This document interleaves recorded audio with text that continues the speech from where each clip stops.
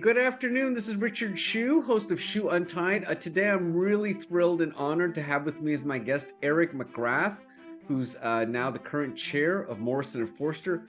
Eric, welcome to the program. For sure. Well, thank you for having me. I'm looking forward to our conversation here today. So Eric, tell me a little bit about your practice. Well, you're probably still practicing, but tell me a little about your background, why you went to law school and what kind of practice you had, before you became chair of the firm. So my quick background and what I did before or even now still is trying to balance trying to do M&A work. And a lot of that is strategic M&A, primarily focused sort of in Northern California, I would tell you, a lot of the tech space that I reside in the San Francisco area code. And it's something I've been doing for 20 plus years. I originally started out in New York. I went to law school in New York and kind of followed the herd, as it were, that graduates and goes into Midtown. I started at Cravath. I was there for about 5 years.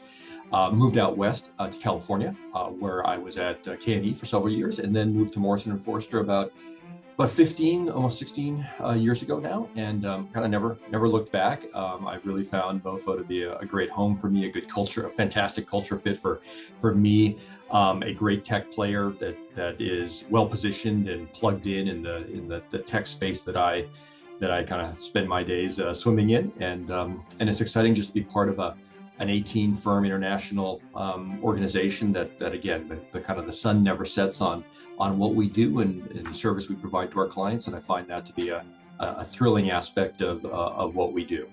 Now, when you went to law school, did you always know you wanted to be a transactional lawyer? Did you ever dabble in litigation or anything like that? I went to Columbia also, and I'm sure you took moot court and stuff like that. Were you ever attracted to the litigation side of the practice? Well, certainly, when one goes to law school, there's a lot of focus and attention on case law, and there are moments where you have, hey, this would be really interesting, and I think this would be fun to do and interesting to do.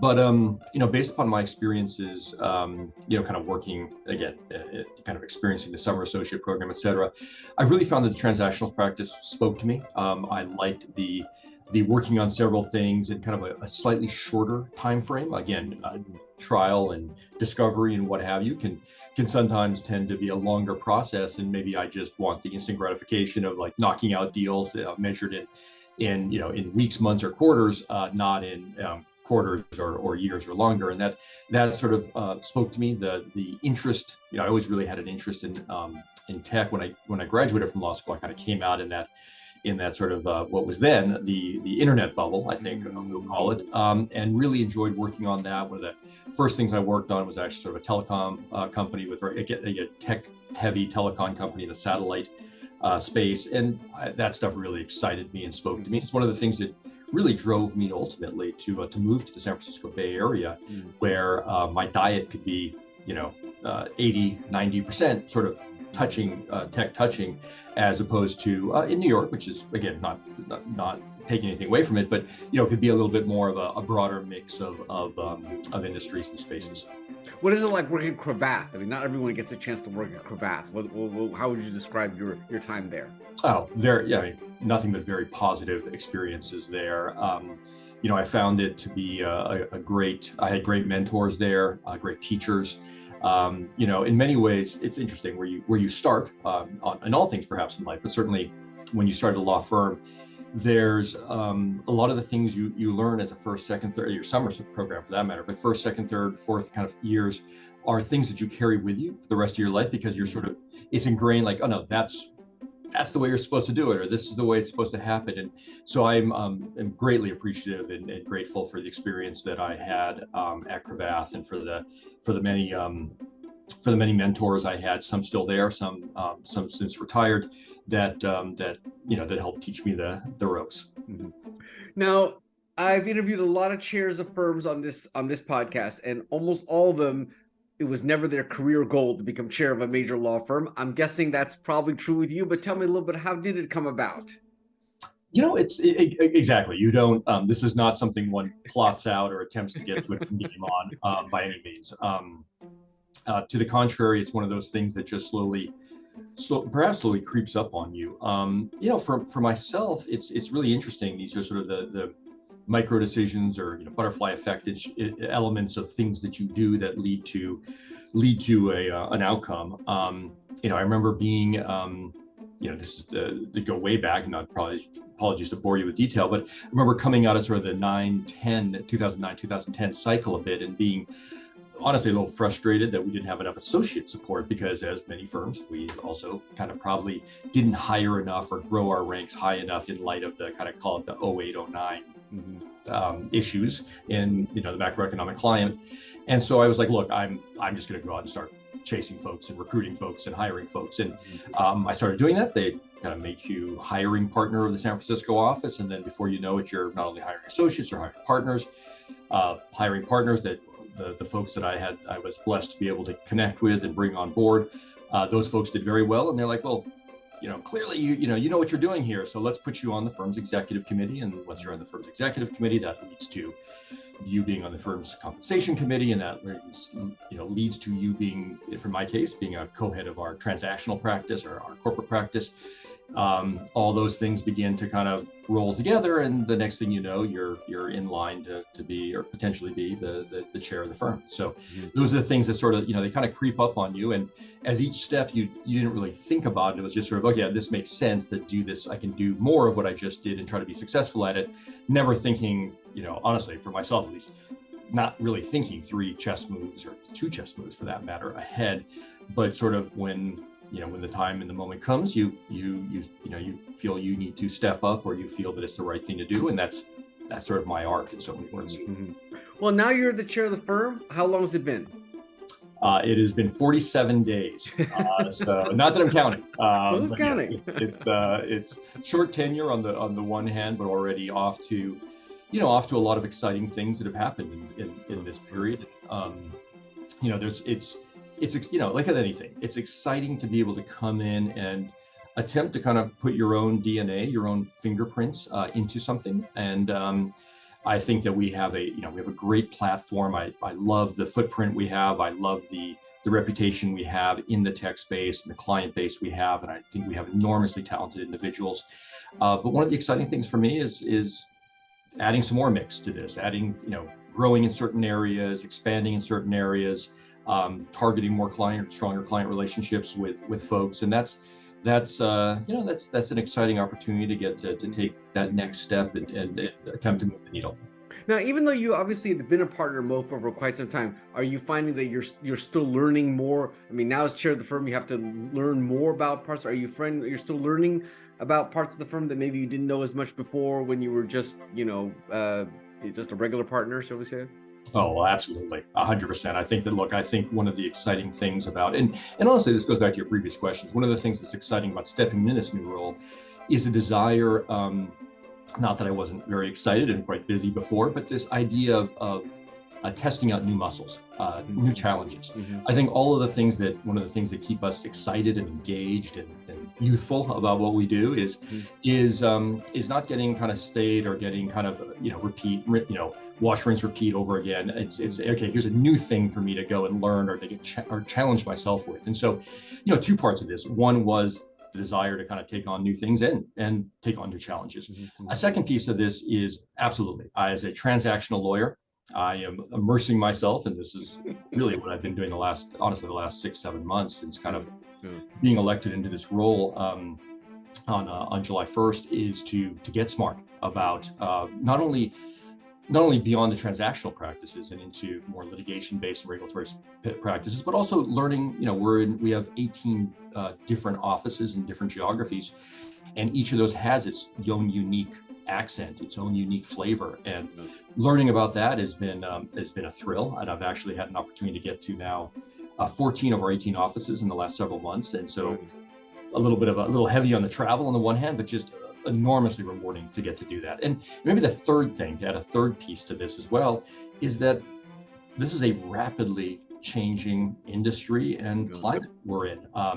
This is not what we face in the legal environment today is not what we faced certainly 3 years ago. I think you could ask anybody on January 1st, 2020, tell me what law firms look like, in a year or 2 or 3. And I guarantee you, well, I don't guarantee, but my guess is, 99% of the chairs would not have been able to predict the state of what things look like. And so one of the things also, when you talk about an ongoing or lifetime learning about this is, not only learning about the litigation practice for myself and the regulatory practices and others, but it's also learning more about the existing environment and what's going to happen next. And, already, I mean, even in 47 days, any number of things have occurred out there that are not insignificant, and keeping abreast of all of those items and staying on the edge of them to be able to make thoughtful, considered decisions for the organization, that's in and of itself a full-time job. Yeah, I'm sure. Now, shortly after you became chair, you guys announced this merger with Durie Tangri. That was quite the news around here. We had several firms call us and saying, "Where's our Durie Tangri?" So tell me a little about that. A big news, and congratulations on that transaction. Well, thank you for that, Richard. It's something that I'm enormously, and the whole firm is enormously excited about. One of the things that I look to do is to put strength behind strength for our organization.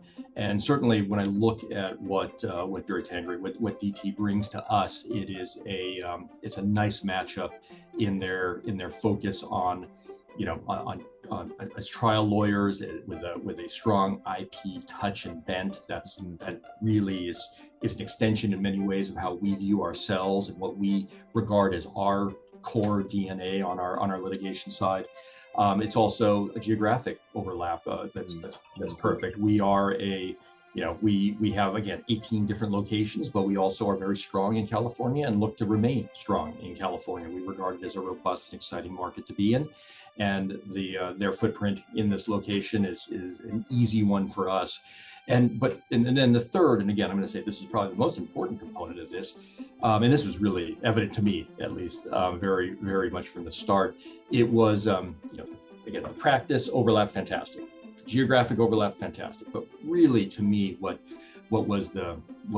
sealed it immediately upon me kind of getting a chance to get to know the partners there was the culture tie. At the end of the day, these are fantastic people that are us.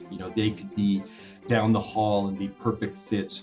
As an M&A lawyer, I can tell you that I, always, you look at a deal, and not to comment on the business side of the deal, because obviously we handle the legal side, but you have a sense a little bit of where things might do well. And that is when you see the culture matchup really working. And that the integration, which is probably as challenging, if not perhaps the most challenging part of any M&A transaction, you look at the integration and how you think that's going to work. And when I met with the DT partnership, I had an almost immediate reaction, a positive vibe that integration is going to work well. This is going to match up.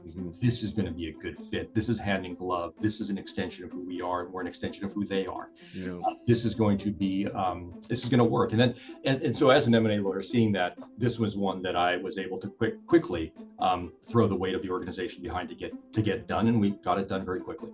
Makes sense. Well, so that leads me to the next question. Is obviously, as a recruiter, I'm always interested. Are you planning on does this suggest that you are going to be very active in recruiting? Is that one of the things you're going to be actively doing as chair of the firm? Do you see that one of you as an important role for you? Absolutely. I think that there are many hats that one wears as a chair of a law firm, and I'm fitted for all those hats now. I want to be clear. It's early days, but I absolutely regard one of the principal hats one wears is being a face of the firm with respect to recruiting, and bringing folks in and helping identify talents and helping make the case for what that fit will be and where the resources ultimately of the organization, where the time and treasure of the organization goes to help expand and focus on where we want to be in 5-10 years. And again, I have that mindset. It's not what are we going to do to make 2022 look good, or 2023 for that matter look good? I believe that we build and we invest for our future and for the benefit of providing the best possible service and the best team we can to our clients. So it's very client driven, but it's also about our people, and it's about making sure that there's opportunities and there's growth and there's expansion for our own here. And that's another key component of that, and something, again, all of this actually, this building element, I'll call it, really excites me about being chair. Now, are you able to or planning on keeping your practice full-time or part-time? What is your plan for your own private practice? Well, certainly it's, you got a few more balls in the air, don't get me wrong. On the one hand, on the other, it means so much to me to continue to practice for any number of reasons. I mean, one is it's, you went back earlier and said no one plans to be chair of a firm. And I should note that I get enormous enjoyment and satisfaction out of being an M&A lawyer. That is what still, it scratches an itch for me, and that's something I've been doing for decades, and it's something I want to continue to do because it's bluntly, it's who I am. It's what I like to do. I get enormous gratification. I'm, in many ways, I'm still that first year partner that when we sign a deal or we close a deal, I have a little bit of a fist pump moment and excitement and adrenaline surge out of that. And I don't want to lose that. That's really important to me.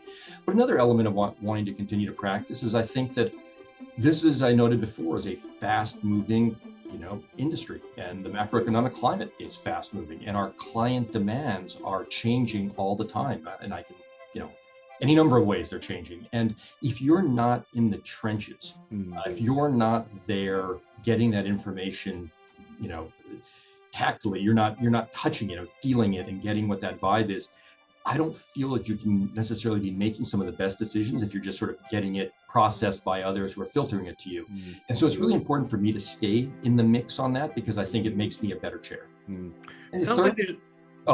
third element about it too is I think that there's an element of accountability. And what I mean by that is I want the partners I work with to know that, look, if Eric can be logging in the hours and getting deals done and meeting with clients, and he can still also be doing these administrative burdens, well, then I better get my act together and do that too, right? And so there's a leading from the front element, and that's in a core to, Richard, to who I am. I've never been all right, gang, you go get the deal done and call me, tomorrow and, let me know. I try not to be that person. I try to be someone who's available and right there.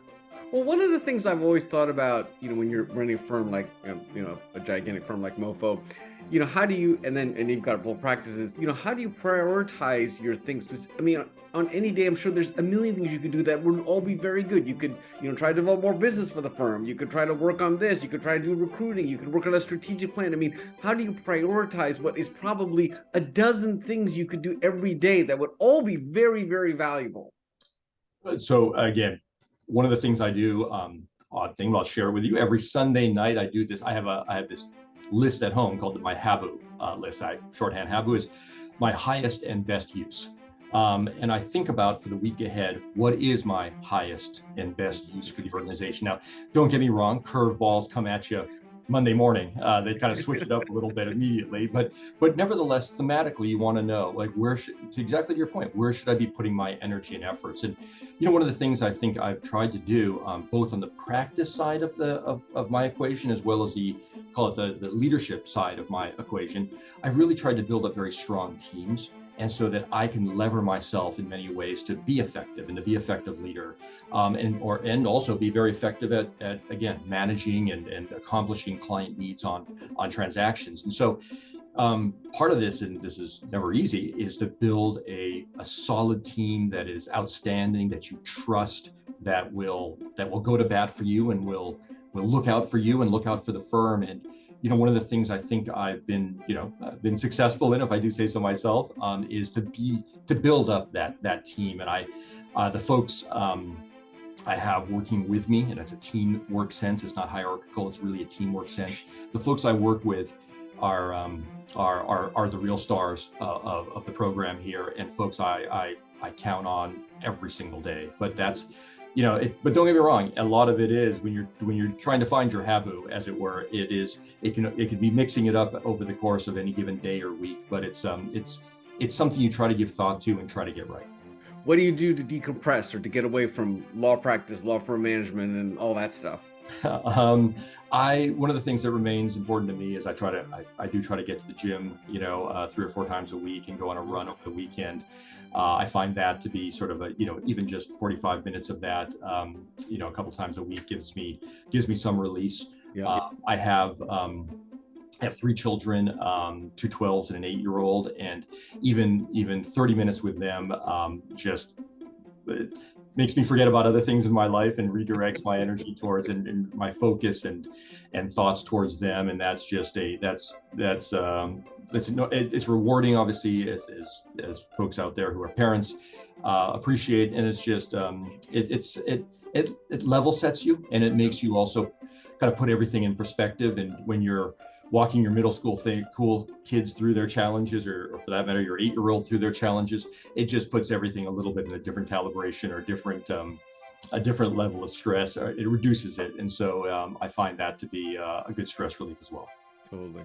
Well, Eric, listen, I really appreciate you taking the time. I know you've got a million things to do, and I'm sure you're thinking about 800 things you got to do right now, but it really means a lot for me to have you on this program, and it was just wonderful chatting with you. Congratulations, and I'd love to check in with you in about 5 years and see if you're still having as much fun as you are today.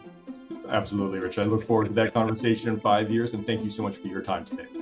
This is Richard Hsu and Eric McCrath. Thanks.